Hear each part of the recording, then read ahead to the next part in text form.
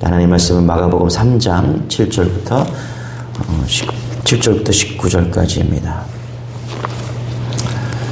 마가복음 3장 7절부터 19절까지.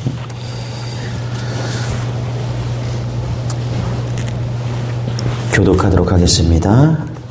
예수께서 제자들과 함께 바다로 물러가시니 갈릴리에서 큰 무리가 따르며 유대와 예루살렘과 이두메와 요단강 건너편과 또 두로와 시돈 근처에서 많은 무리가 그가 하신 큰 일을 듣고 나온지라.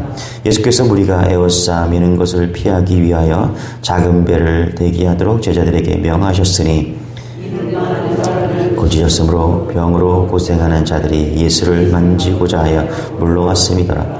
더러운 귀신들도 어느 때든지 예수를 보면 그 앞에 엎드려 부르짖어 이르되 당신은 하나님의 아들이니이다 하니 자기를 나타내지 말라고 많이 견고하시니 또 산에 오르사 자기가 원하는 자들을 부르시니 나온지라. 이 12를 세우셨으니 이는 자기와 함께 있게 하시고 또 보내사 전도도 하며 귀신을 내쫓는 권능도 가지게 하려 하심이로라. 이 12를 세우셨으니 시몬에게는 베드로란 이름을 더하셨고 또 세베대의 아들 야고보와 야고보의 형제 요한이니 이 둘에게는 보아너게 곧 우레의 아들이란 이름을 더하셨으며 마테와 도마와 알페오의 아들 야고보 이 타데오와 하나인 시몬에게 갖추시자 또 가룟 유다인 이는 예수를 반자더라. 아멘. 7절 8절 이렇게 이야기하면 7절 8절 다시 한번 읽겠습니다. 시작. 예수께서 제자들과 함께 바다로 물러가시니 갈릴리에서 큰 무리가 따르며 유대와 예루살렘과 이두메와 요단강 건너편과 또 두로와 시돈 근처에서 많은 무리가 그가 하신 큰 일을 듣고 나아오는지라. 예수를 따르는 큰 무리가 있었습니다. 갈릴리와 유대와 그다음에 예루살렘뿐만 아니라 이방인의 땅인 이두메와 요단강 건너편의 두로와 시돈 근처에서도 많은 사람들이 예수를 따르고 몰려왔습니다. 다른 이유가 아닙니다. 8절에 보니까 그가 하신 일을 큰 일을 듣고 나왔다 이렇게 얘기합니다. 나왔다. 따르고 나왔다. 여러분 예수님께서 선포하시는 하나님의 나라를 말씀을 듣기 위해서 나왔다는 것입니다. 예수님께서 베풀어 주시는 치유와 회복의 은혜를 받기 위해서 나왔다라는 거예요. 그런데 여러분 예수님께서 하시는 큰 일들을 듣고 이렇게 예수님께 나오는 사람들이 있었는가 하면은 반대로 이런 놀라운 소식을 들었음에도 예수님께 나오지 않는 사람들도 있었습니다. 여러분 누가 은혜를 받을까요? 예수님께 가까이 나오는 사람이 은혜를 받는 것이죠. 예수님께 달려오는 사람이 은혜를 받습니다. 맞죠? 우리 10절 같이 한번 읽어보십니다. 시작. 이는 많은 사람을 고치셨으므로 병으로 고생하는 자들이 예수를 만지고자 하여 몰려왔음이더라. 그렇죠? 예수님을 만지고자 하여 몰려왔음이라. 예수님을 만지면, 예수님을 터치하면 그 은혜가 있을까 하여 예수님께 가까이 나왔다라는 것입니다. 여러분 우리에게 이런 갈망이 있기를 소망합니다. 하나님께 가까이 나아가기만 하면은 하나님께 가까이 나아가고자 하는 그 열망, 갈망이 있어야 한다는 거예요. 하나님께 더 가까이 나아가고자 하는 열정이 우리에게 있어야 된다는 거예요. 여러분 똑같이 말씀을 읽더라도요. 어떤 사람은 오늘 이 말씀을 통해서 하나님께서 나에게 은혜를 주실 거야. 기대를 하면서 읽는 사람이 있는가 하면 또 어떤 사람은 아무런 기대감 없이 말씀을 읽습니다. 누구에게 하나님께서 은혜를 베풀어 주실까요? 똑같이 기도를 하더라도 어떤 사람은 하나님께 오늘 하나님께서 반드시 응답을 하실 거야. 하나님을 향한 뜨거운 열정을 가지고 기도를 합니다. 그런데 어떤 사람은 응답에 대한 아무런 소망이 없이 기도해요. 하나님께서 누구를 위해서 누구에게 기도 응답을 들어주시겠습니까? 똑같이 예배를 드리더라도 어떤 사람은 하나님께 더 가까이 나아가고자 하는 마음으로 기대감을 가지고 예배를 합니다. 오늘 이 예배가 내 인생의 마지막 예배인 것처럼 하나님께 온전한 집중을 하면서 나아갑니다. 그런데 어떤 사람은 기대감 없이 오늘 앉아 있어요. 여러분 하나님께서 누구의 예배를 받으시겠냐고요. 예수님께 소리 지르면서 달려나왔던 소경 바디메오가 그렇게 눈을 떴습니다. 갈망하는 마음으로 나왔더니 눈을 떴어요. 부스러기 은혜라도 좋다면서 끝까지 예수님을 붙잡은 그 수로보니게 여인의 딸이 고침을 받았습니다. 생명을 걸고 예수님 옷장이라도 잡겠다고 나온 12년 된 혈루병 고통받던 여인이 고침을 받았습니다. 여러분, 예수님을 향한 뜨거운 마음을 가지시기 바랍니다. 그 뜨거운 마음을 가지고 말씀을 읽고 기도를 하고 예배로 나아가면요, 하나님께서 반드시 응답하십니다. 여러분의 삶에 예수님께서 기적과 같은 놀라운 은혜를 경험하는 그런 은혜가 있기를 소망합니다. 13절입니다. 같이 읽겠습니다. 시작. 또 산에 오르사 자기가 원하는 자들을 부르시니 나아온지라. 그렇죠? 예수님께서 12명의 제자들을 부르시고 그리고 세우셨습니다. 산에 가셔서 제자들을 부르셨다. 여기 보니까 또 산에 오르사. 이게 이 원어적 표현을 보면은 그냥 산이 아니에요. 바로 그 산이에요. 바로 그 산. 바로 그 산은 어떤 산입니까? 누가복음 6장을 참고하면은 이때에 예수님께서 기도하시러 산으로 가사 밤이 새도록 하나님께 기도하시고, 그러니까 무슨 말이에요? 그 산은 예수님이 매일같이 기도하러 올라가셨던 그 산입니다. 그러니까 예수님께서 기도하시고 나서 제자들을 부르셨다라는 거예요. 12명의 제자들을 오늘 부르셨다라는 거예요. 뭐 한 다음에요? 예수님께서 기도하신 이후에 12명의 제자를 세웠다는 것입니다. 예수님께서 기도하며 제자들을 세웠다는 것은요, 철저하게 하나님의 뜻을 구하고 그 하나님의 뜻에 순종하셨다는 거예요. 여러분, 그렇지 않습니까? 여기 가룟 유다도 제자가 되었어요. 왜 세웠을까요? 저 같으면은 저 사람 배신할 사람이면 안 세울 것 같아요.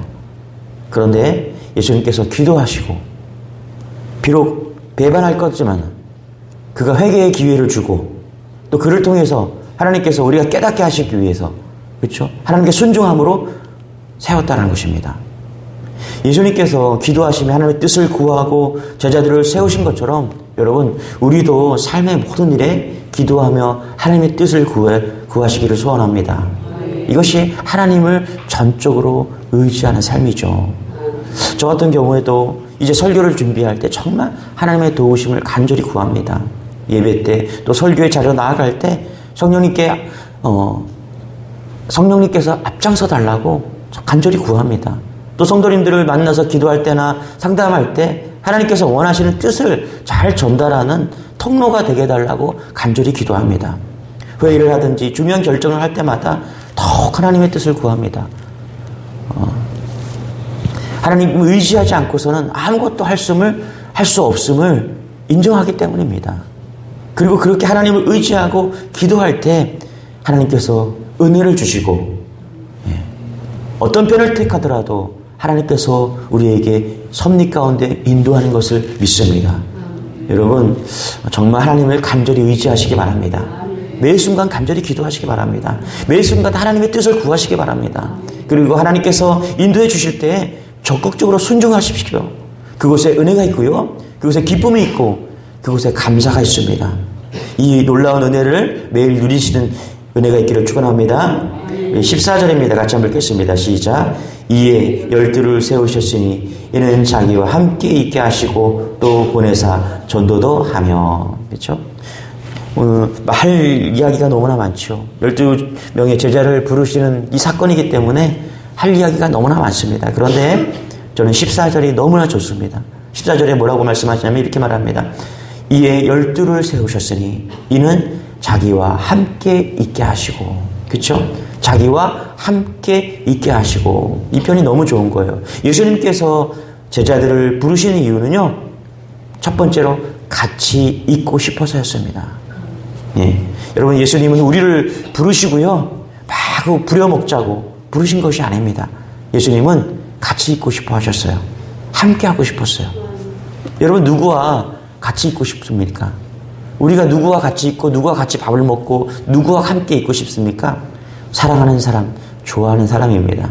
사랑하는 사람과 함께 있으면 얼굴에 웃음이 떠나지 않죠. 시간 가는 줄도 모르고 너무너무 즐거워요. 여러분, 오늘 이 사실을 절대 잊지 마십시오. 예수님께서 여러분을 믿음의 자리로 부르신 이유는 여러분을 정말 사랑해서입니다. 우리가 예수님을 사랑한다고 고백하죠. 그러나 예수님이 우리를 더욱 사랑하십니다. 먼저 우리를 사랑하셔서 할렐루야 찾아오셨어요. 그리고 부르시는 거예요. 예수님께서 여러분과 같이 있고 싶고요. 또 함께하고 싶어서 찾아오셨다는 거예요. 예수님께서 우리에게 하나됨을 이루고자 그렇게 강력하게 요청하고 계시다는 거예요. 깊은 사랑의 관계를 이루고자 예수님께서 나를 붙잡아 주시는 거죠.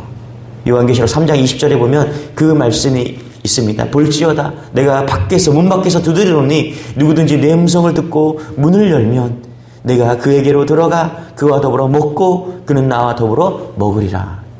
그러니까 뭐예요? 우리가 사랑하는 예수님을 맞아들이는 수 있는 길은요, 그냥 문을 열면 되는 거예요. 여러분, 오늘 여러분의 마음의 문을 여시기 바랍니다. 그러면 그 예수님께서 우리에게 오셔서 우리와 함께 하신다는 거예요. 동행하신다는 것입니다. 예수님께서 나에게 들어오신다는 겁니다.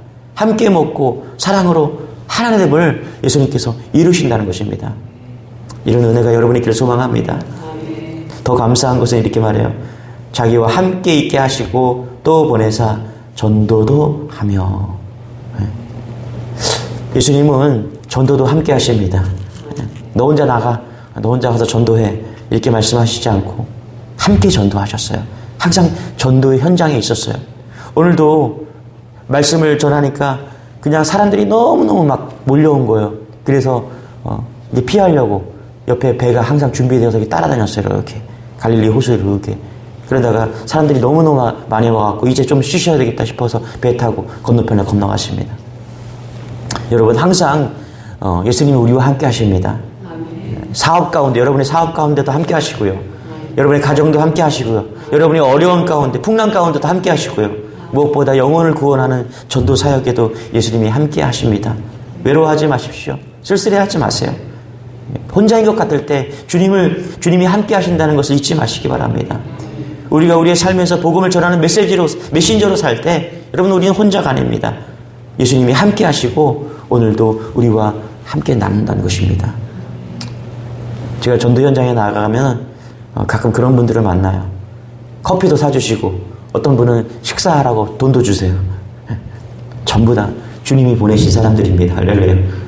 그렇게 주님은 우리와 함께 하십니다. 여러분의 삶의 현장에서 오늘도 주님과 동행하는 그런 은혜를 누리시기 바랍니다. 기도하겠습니다. 하나님 감사합니다. 사랑해 주님, 오늘 이 하루 예수님을 뜨겁게 사랑하는 하루 되게 도와 주옵소서. 예수님께서 나와 함께 하고 싶으셔서 나를 구원의 놀라운 은혜의 자리로 부르셨습니다. 믿습니다.